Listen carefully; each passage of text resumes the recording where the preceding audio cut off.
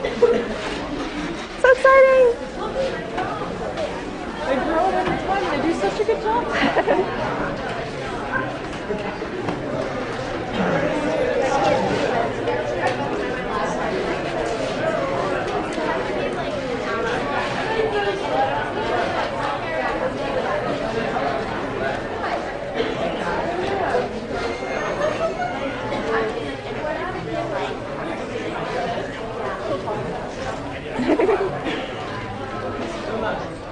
So notes away, paper out.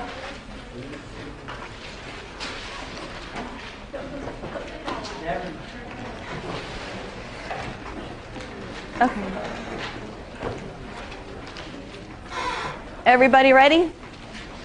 Okay, so for this mini writing, I basically would like you to write about a personal experience where your perception was tricked.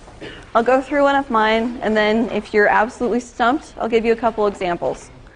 So with me, we're at home, had the window open.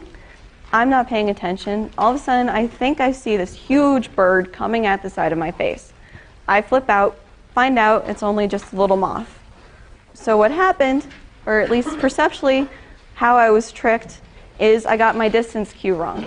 I thought that whatever this was pretty far away, so it was absolutely huge.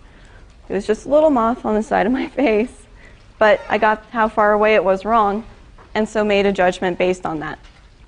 This was definitely top down because I screwed up, like absolutely cognitively screwed up. I thought, huge friggin' bird flying at my head. Reality, just a little moth, and I made a misattribution of distance.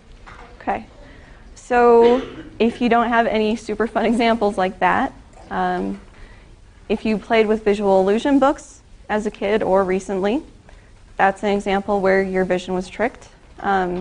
Magic Eye is a fun example, and if you have questions about that, be more than happy to go through it. Okay, yeah. What was that? 3D movie.